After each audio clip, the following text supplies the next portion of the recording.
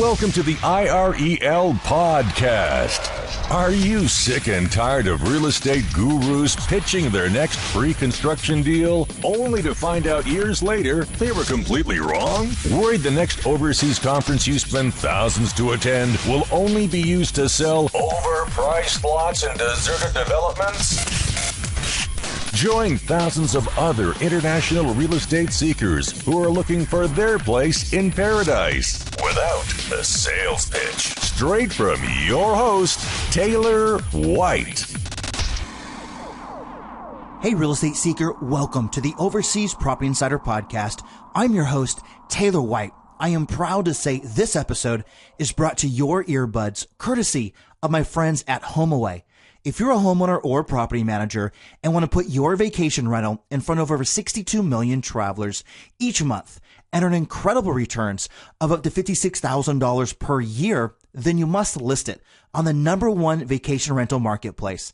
Head on over to irelpodcast.com/rental to get started.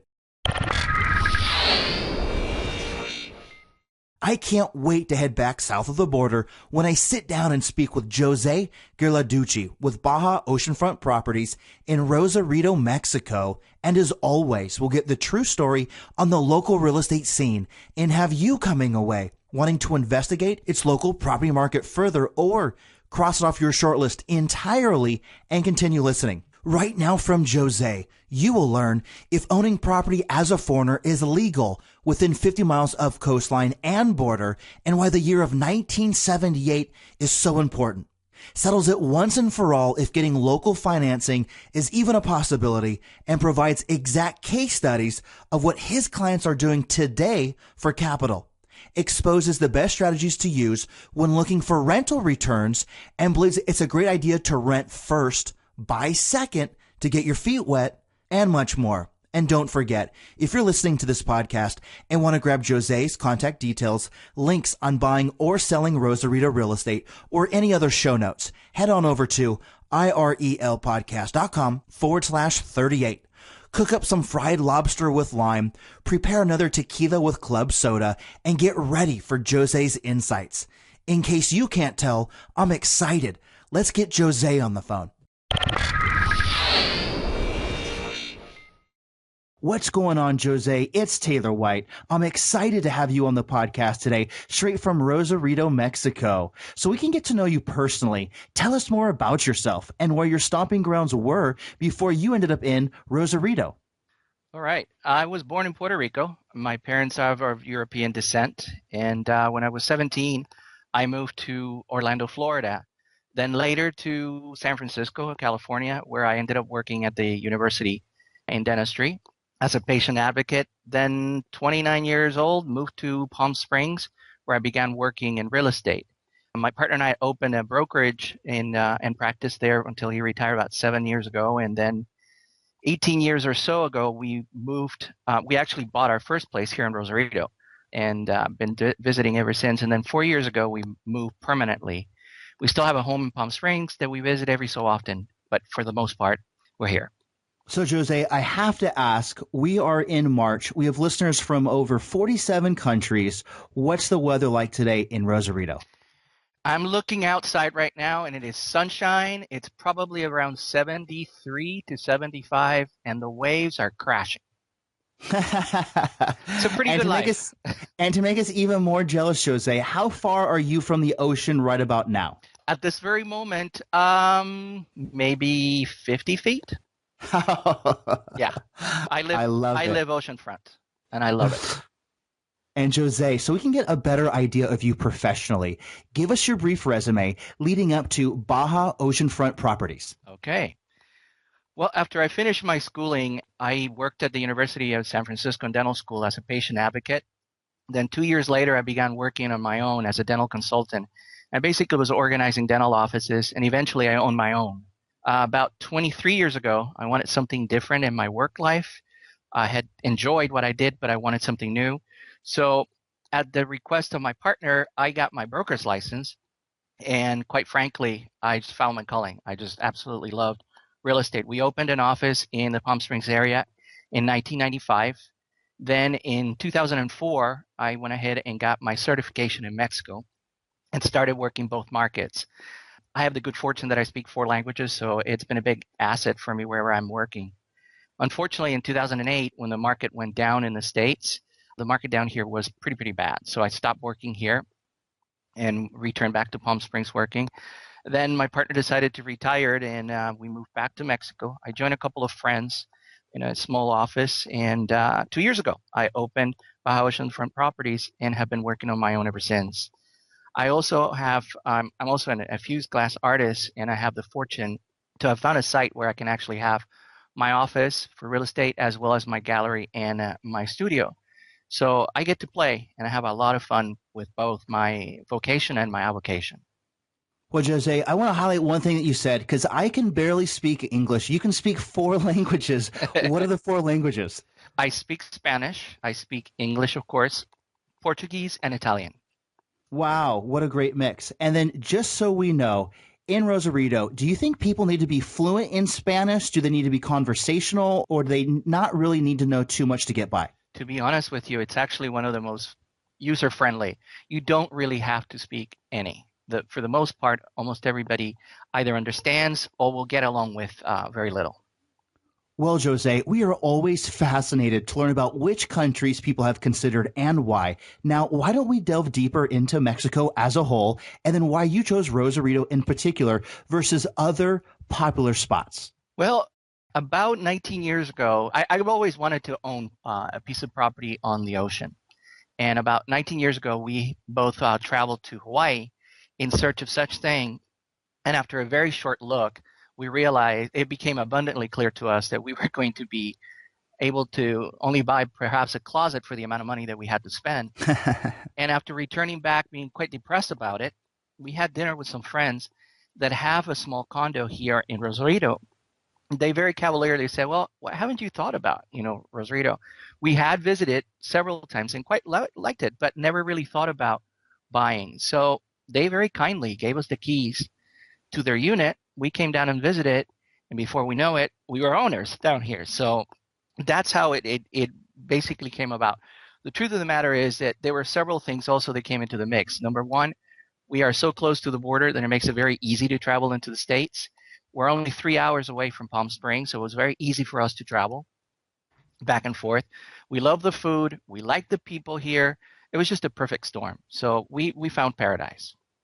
So, Jose, talk to me. We are looking at a map. We see California. We see Mexico. Where's Rosarito? Rosarito is 22 miles south of the border from San Diego. You basically would be coming in through Tijuana. We're the next down, Rosarito, and then from here you would go down to Ensenada. And then do you think your town is small? Do you think it's kind of medium-sized? Do you think it's big? Oh, boy. It's big enough, to be honest with you. It's Right. not a metropolis like Tijuana, and it's not as big as Ensenada, but it is not small by any stretch of the imagination. And then do you have all things that you need there, as far as shopping, or do you get them someplace else? For the most part, everything is here. There is always from time to time the need to go to Trader Joe's. Right. And that is something course. that's something that I wouldn't be surprised if very soon that will come online here. We pretty much have everything else that you need. We have all of the large companies and, of course, all of the great restaurants. And now with the internet, we pretty much can do anything from home. So, yeah, my life is pretty complete down here. Well, Jose, we have gotten to know you both personally and professionally, reasons why you chose Mexico and why Rosarito speaks to you. But get ready, because now it's time for us to pick your brain on the local real estate scene and to get the juices flowing. We're going to do a quick round of what I like to call the real estate hot seat. We'll ask you 5 rapid-fire questions, and you give me an answer in 15 seconds or less each. Jose, are you ready for the Rosarito hot seat? I am. Are you? I am. Let's go. All right. What currency is real estate priced in? For the most part, you're going to find that everything here is priced in US dollars. However, if it happens to be priced in pesos, that's a very easy conversion to do. Is owning property as a foreigner completely legal? Completely. You must own the property in what is called a fideicomiso, which is actually a legal document that has been created for us, foreigners. It is a bank trust. The bank trust holds the title to the property, and you own the actual bank trust. This came into play about in 1978, and it was basically to circumvent the way in which the laws and the Constitution of Mexico is written. The Constitution basically says that non-nationals cannot own 50 miles from the border or 50 miles from the ocean, which basically puts the entire peninsula of Baja into that category. So in order for them to let us own here, they had to create an instrument, and that was the birth of the fideicomisos. So yes, you can own completely. Can property be titled? Not quite sure what you mean, but if what you're asking is titled insurance, the answer is no. However, the fideicomiso takes care of chain of title and all of the necessary things. So the properties are completely free, and it's the same. It would be the same thing as a fee simple absolute ownership. In other words, you can buy, you can sell, you can encumber it, you can will it, you can do as you please with it. Can money flow in and out of Mexico easily, or are there currency restrictions? Actually, yes, it can definitely flow very easily into Mexico. We use international escrow holders that have offices both in the U.S. and in Mexico to facilitate the transfer of funds. It would be seamlessly. You can open accounts both in Mexico here at pesos or dollars, and for the most part, you can also pay most of your bills with checking accounts from the States. Credit cards are more and more acceptable for most purchases, and of course, green is always welcome at restaurants, bars, pharmacies, supermarkets, and for services. And as everyone knows, Jose, my number one question, what is your favorite local drink? Well, for me, it's tequila and club soda. It's very refreshing. And of course, our famous margaritas, but I tend to watch my calorie intake. So tequila and soda is for me. Don't we all? And I have to ask, what kind of tequila is your favorite? Patron. Patron, the good stuff. You got it, buddy. And I can't let you off the hot seat yet. I have to add 6. Mexican food is one of the best in the world. Talk to me about some of your favorite dishes. Oh, boy. Do you have all day? The food here is truly, truly spectacular. My most favorite is lobster from Puerto Nuevo. Of course. They have a very interesting way in which they make it. It's deep fried, and it may sound kind of ugh, but quite frankly, you have never tasted anything like it. Deep fried lobster. You got it. And how would you compare it to, let's say, Southern California's food or like Palm Springs version as far as Mexican food? Boy, that's a tough one because I'm a foodie, and San Diego has phenomenal restaurants. So does Palm Springs, but we do too. Okay, Jose, you were off the hot seat, but it's time to zero in on the local real estate scene. Give us your brief synopsis on the local real estate market over the last few years, where it is today, and then where you see it heading for the very near future. We're a border town to the U.S., so because of that, we have been affected tremendously. As you know, the U.S. right now is going through recovery on real estate. We have a saying down here in Baja, when the U.S. gets cold, we get pneumonia. Well, the good news is we are in the pneumonia recovery states right now. And so there is, prices have begun to come up. Inventory has begun to come, to also be less and less. So it's a great opportunity to buy. Prices are at a terrific low at this point. And then, Jose, I wanted to highlight something. You said that it's a border town. Can you maybe make some more comments since you're there on the ground as far as the safety issues, or if you feel safe going around town or driving through the border, those kinds of things? I feel safer here than I do in San Diego. So it's very unfortunate that the media has actually portrayed all Mexico to have such an issue with drugs and so on. The truth of the matter is that there have been a great deal of studies done, and per capita, we are much safer than some places in the U.S., including San Diego and Los Angeles. So obviously you just take the normal precautions that you would any place else. You got it. There are certain places that you or I should not be up to 6:30. And of course, you obviously haven't been kidnapped yet. No, I don't have the money, nor do I deal in drugs, so I'm not a target. Jose, you have us sold on Mexico as a destination, Rosarito as a location, and then a real estate outlook within the very near future.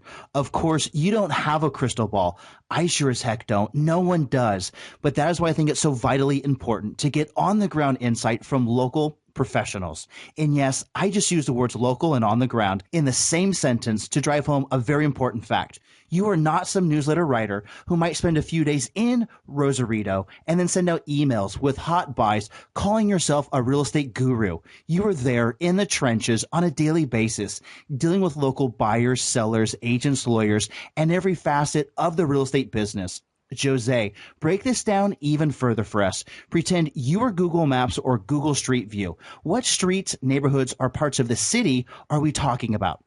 I specialize basically in oceanfront property, and the bulk of what I do is in gated communities, whether they're single-family homes or condos. And it's very easy to get around our neck of the woods. If you're coming from the U.S. and you're going to access us via the border, you can come in through San Isidro or Otay Mesa. They both are very easy to find through the highways in San Diego. Or if you're flying, you can fly into Tijuana, you can fly into Ensenada, or even to San Diego, and you're less than an hour from us. The downtown area has many things to offer. We have great restaurants, great shops, and a vibrant business environment. We have, as I mentioned to you already, an area called Puerto Nuevo. This is a place that it's also known as the Lobster Village. And every restaurant there offers lobster, and they all try to outdo each other. And of course, Kilometer 38, which is worldwide known for the surfing capital of the world. We're kind of like a suburb of San Diego, but with more affordable housing. And then, Jose, before we go on to types of properties, what's the normal clientele that you deal with? Primarily the Anglo market. Most of my clients are California, Arizona, a few Canadians, but not as many as we normally see in California. The Anglo market. Okay, Jose, now that we have locations in mind, what types of properties do you recommend? Are we talking about buying pre-construction units for capital appreciation that we later flip? Are we talking about buying completed apartments, houses, or office spaces to generate rental income? Or are we talking about buying land to either sell as is or subdivide into smaller tracts? Give us a better idea of what you are talking about today. All of the above. We have a tremendous number of properties that were started during the boom and abandoned when the market crashed. So the opportunity for a great return on investment exists. The condo market is perfect for somebody that wants to just come and relax and to make money. Remember, we have a great influx of traffic from Southern California, and that feeds our rentals, short-term basis as well as long-term. Many people have moved here because of the low rents, and they continue to work in the San Diego area. I'm not very well versed on the commercial market as I really concentrate on residential. But I would say that if you want to buy land and sit for a later flip, you certainly can do that. And we have a little bit of everything for everybody down here in Baja. So then what's your sweet spot of clients that you deal with? Are they looking for houses in developments? Do they buy condos? The majority of the folks that I'm working with basically are all baby boomers. So right. They want the comfort and they don't want to be bothered. So condo is a big priority for most of these folks. And then do they live there part-time and then they're part-time someplace else like the States, or do they live there full-time? I have a combination. In the tower where I'm at, there's 12 units, and of the 12 units, there's only 4 of us that are full-time. The rest of them are part-time. Some of these folks actually have homes in Nevada, California, and Arizona, and they split time between here and there.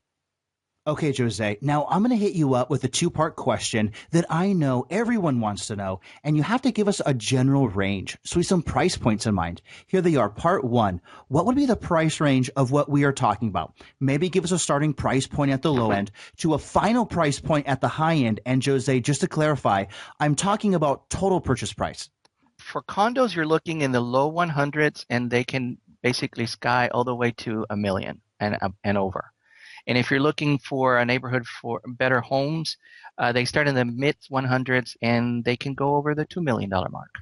And then, Jose, I'm going to transition to a part 2. I know it's tough, but I'm going to ask it anyways.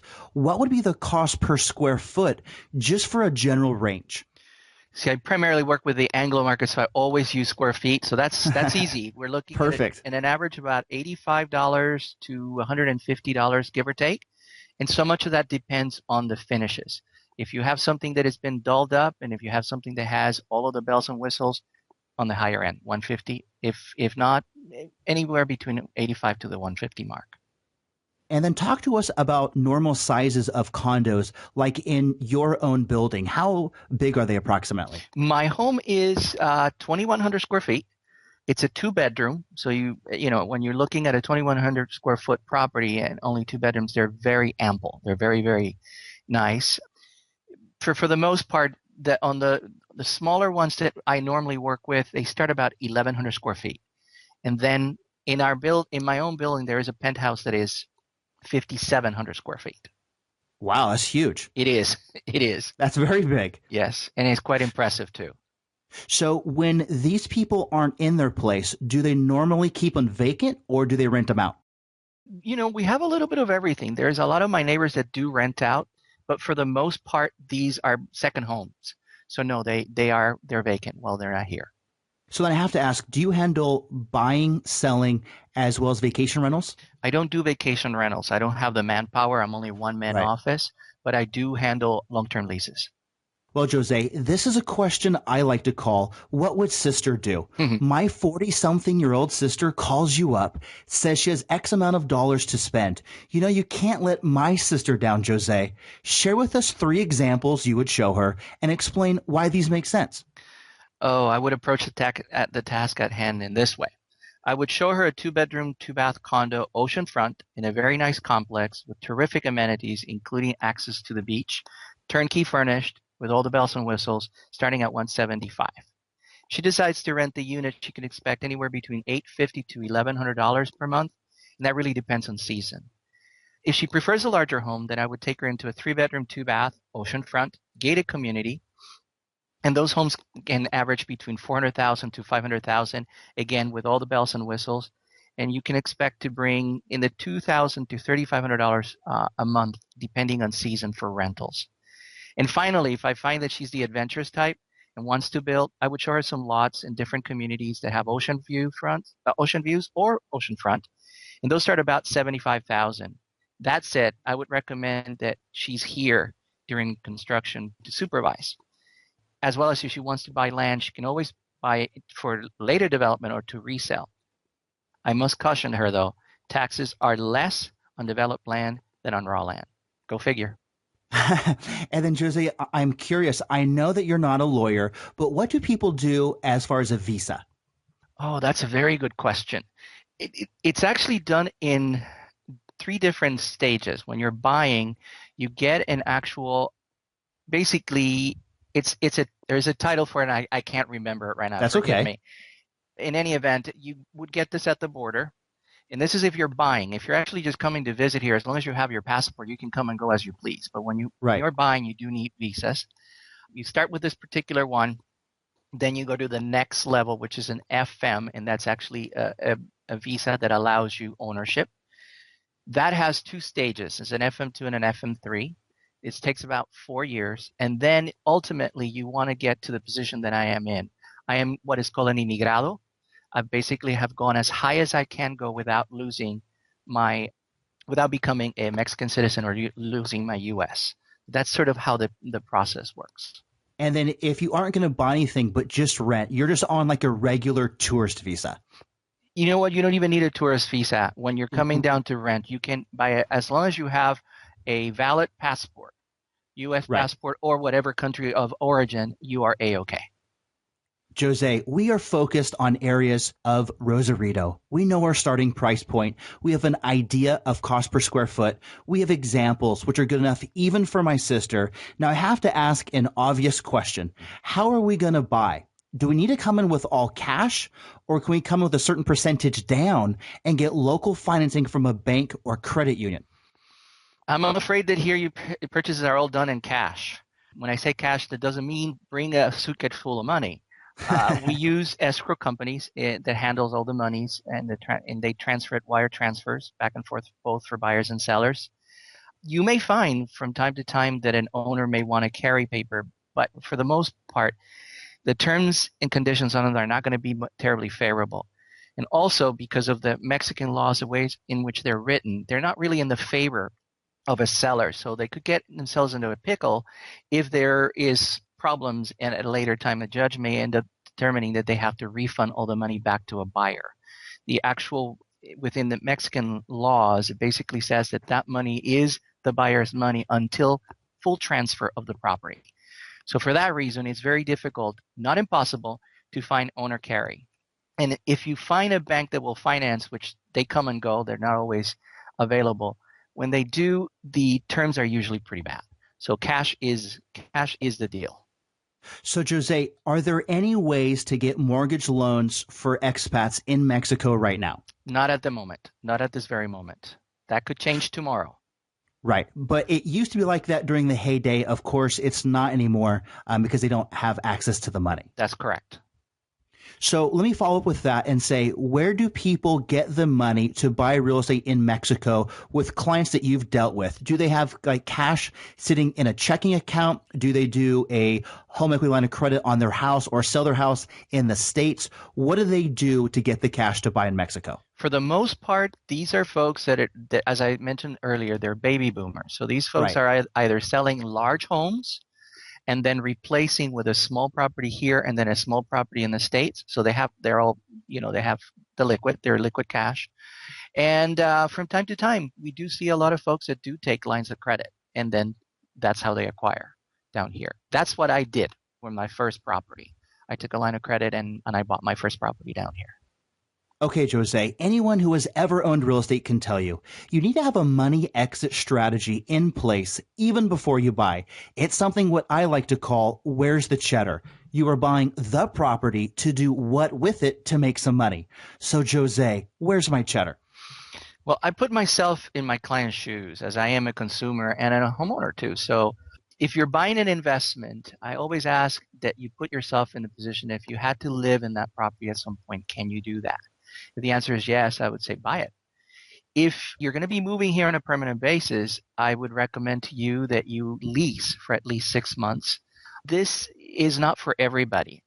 This is very relaxed, and there is an attitude of mañana down here that not everybody gets used to.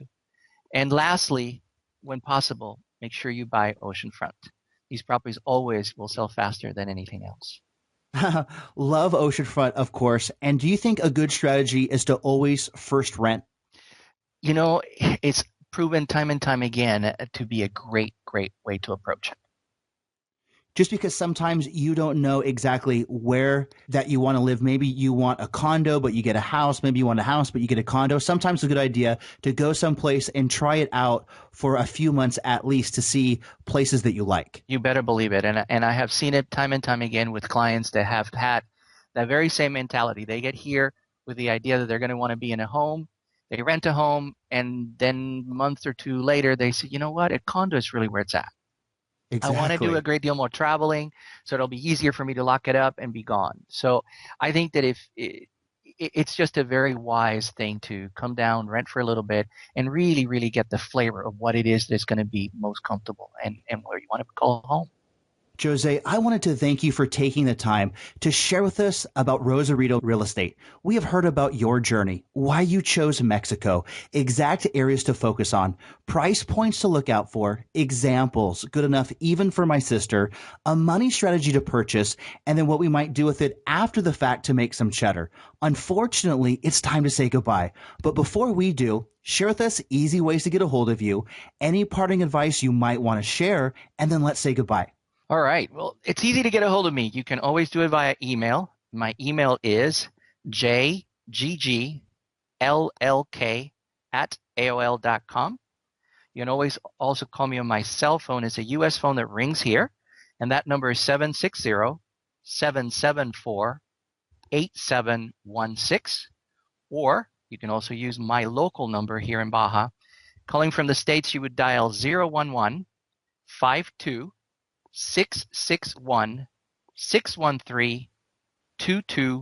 or you can visit my website and contact me that way, and that is www.bajaoceanfrontproperties, all one word, .com.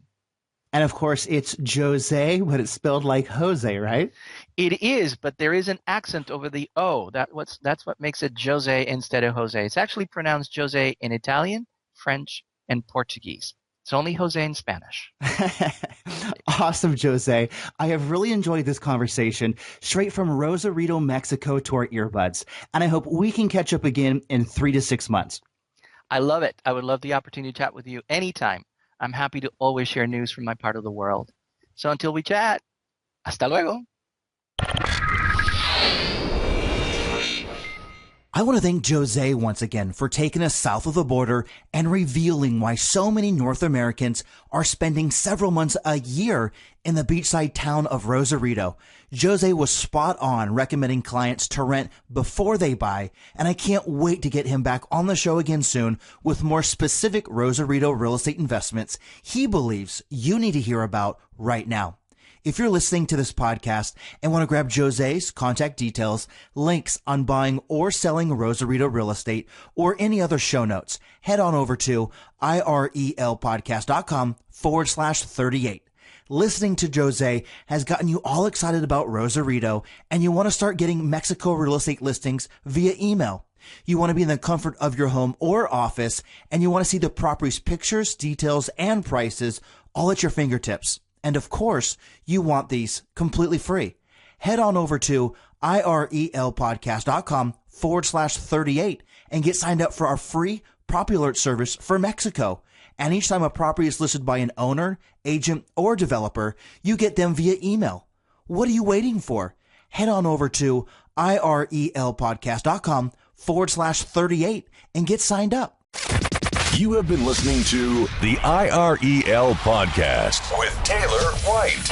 Be sure to hit up irelpodcast.com for more. That's irelpodcast.com. Thanks for listening.